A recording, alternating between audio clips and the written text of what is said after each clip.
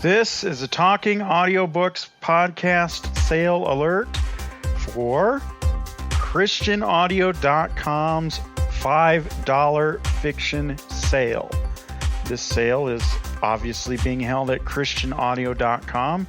You can head over there, that's all one word, ChristianAudio.com, and you can take advantage of this sale, or you can find the link to the sale that we will have in our show notes for this sale alert. This sale runs from now through the end of the day Pacific time on July the 21st, 2017. As I said, it is a $5 fiction sale. It is available to anyone. It's not just a members only sale at Christian Audio. You don't need a membership to take part in this sale, though they do offer a free trial and various membership types. It is not necessary for the sale. They have put together a page worth of fiction titles that are on sale for $5 during the sale. I went through the list. I did not count how many titles there were. As to what jumped out, the first book on the list is one that jumped out for me. It's one that I already own, and it's one that is going to be familiar to a lot of you, I'm sure, and that would be J.R.R. Tolkien's The Hobbit. Yes, the prequel to the Lord of the Rings trilogy is the first book mentioned and on sale in this $5 fiction sale. That's one that I own already, so I do not need to pick that one up. I will say that The Hobbit and The Lord of the Rings are actually on my New Year's resolution list for 2017. My resolution at the beginning of the year was to listen to those books this year. The year's half over. I've listened to none of them, so I'm doing quite well on that New Year's resolution, as you can tell. A few other books that sort of caught my attention.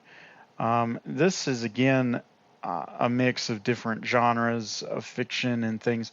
But for me, there's a few Mark Twain titles in here, and there's a Connecticut Yankee in King Arthur's Court. There's Roughing It. There's Tom Sawyer and The Adventures of Huckleberry Finn, both of which are books that I have read, and I mentioned on a previous podcast that Tom Sawyer is one of my favorite books of all time. I listened to it for Audio Bingo just last month, actually, to start off Audio Bingo. That was the first book I listened to, was Tom Sawyer.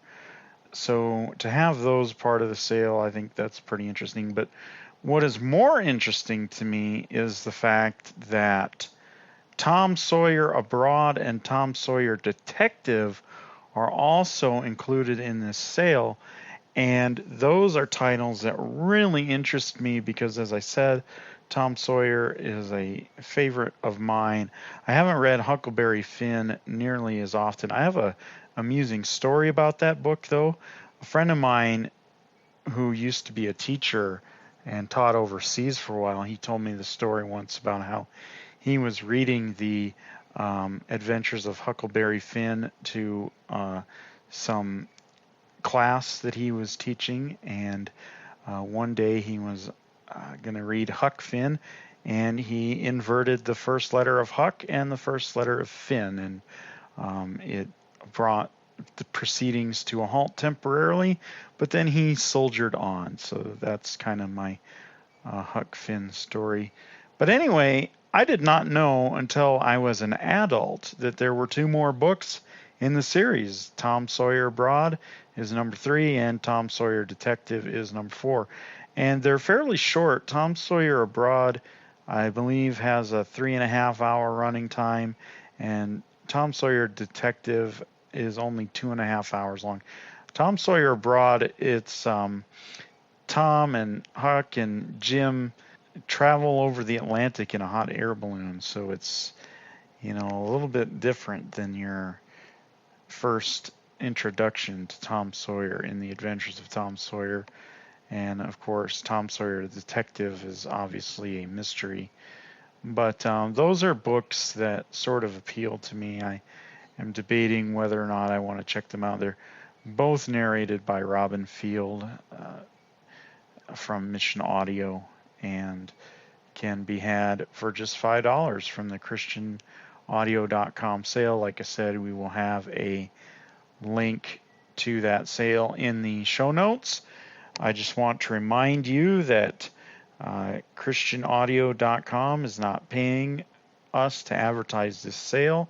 This is something that we are doing as a service to you, and that all recommendations or all books that I talk about as I go over the sale are books of my own choosing. No one is suggesting them to me, and they are just happen to be what caught my attention, and nothing more than that. As I said, the sale runs through July 21st. And I want to close this sale alert by mentioning a free book. Of course, if you go to ChristianAudio.com and you participate in the sale, you'll need a user account that you can get for free. And you'll need that account so you can access your library of books that you accumulate either from your desktop or from a smartphone or a tablet, however you want to access your titles. You'll need an account to do so. And if you're going to have an account, you might as well sign up for their free newsletter, where you will get notified of sales like this one that's going on right now. But you can also get this month a free copy of Risen by Angela Hunt. This won a 2017 Audie Award, and it is their free giveaway for the month of July just for subscribing to their newsletter. You can find that at ChristianAudio.com/free. I mentioned that earlier in the month on the podcast. They release a free book every month in that way, and at that particular URL, ChristianAudio.com/free. But I also wanted to mention another free book, and this one comes to you from Tantor Audio, which is a sister company to ChristianAudio.com.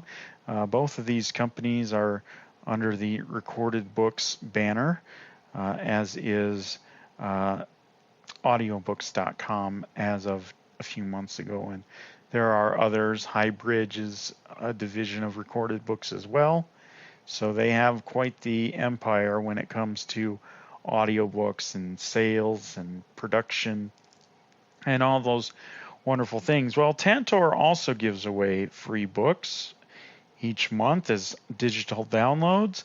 You can go over to Tantor.com, that's TANTOR.com, and what you can do, since this title is free now, you can search for Main Street. That's Main Street, 2 words. It is by Sinclair Lewis, narrated by Lloyd James. The book clocks in at about 19 hours, and it was released December 27th, 2010 by Tantor Audio. The book is much older than that, obviously, but this is the version that was released then. It is available for free right now. The actual price of it is $0.00. You can add it to your cart and check out from Tantor.com. As easy as that. You will also need an account for that.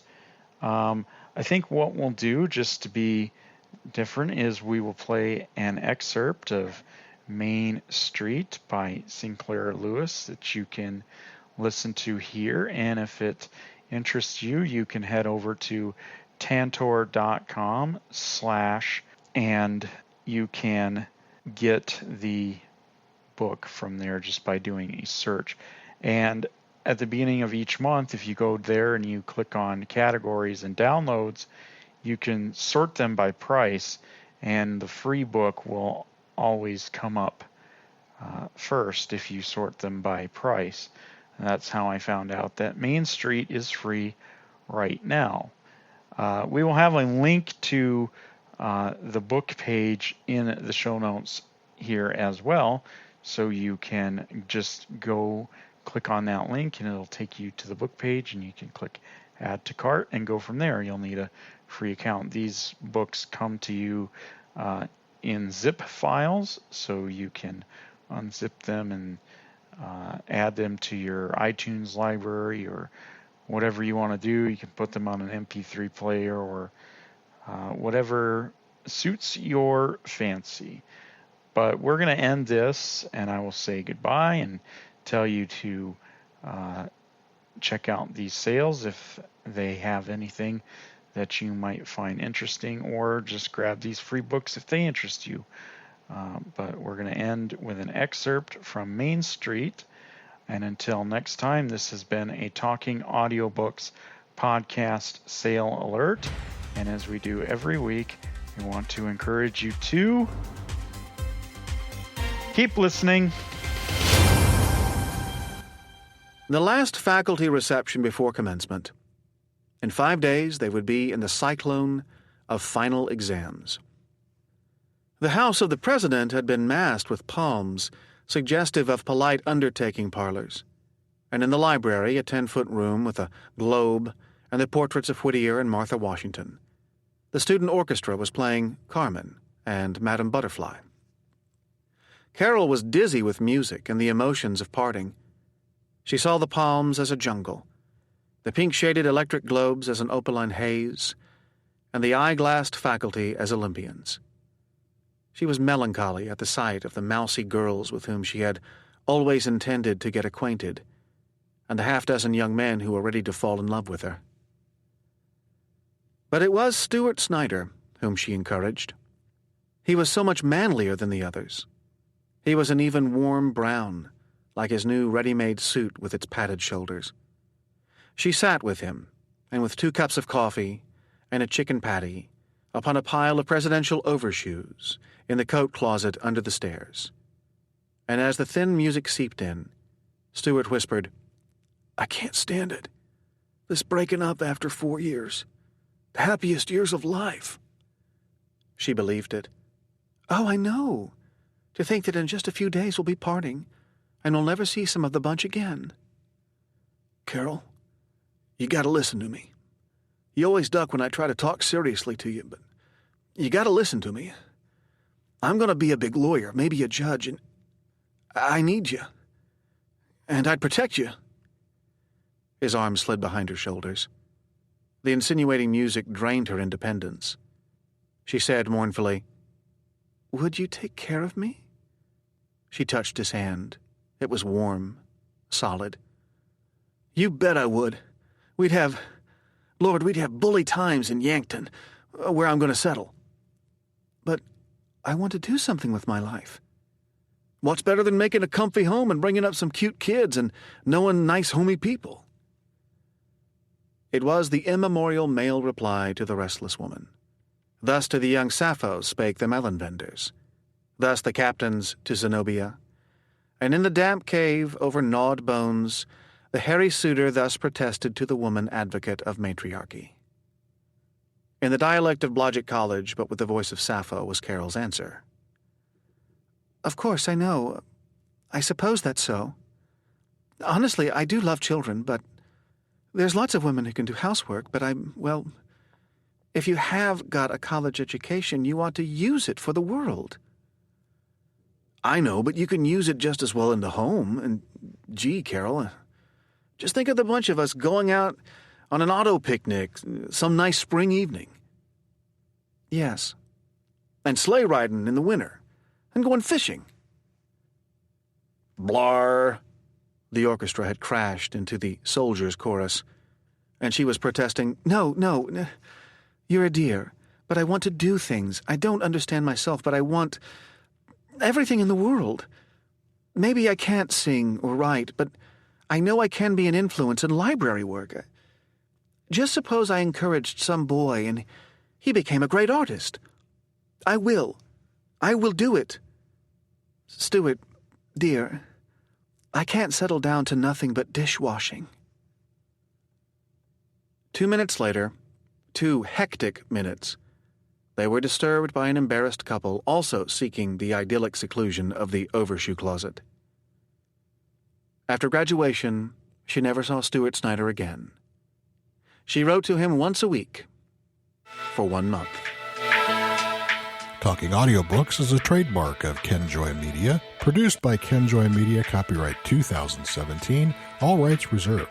Your host has been Casey Trowbridge, produced by Kenjoy, theme music composed by Christian Anderson, licensed through epidemicmusic.com.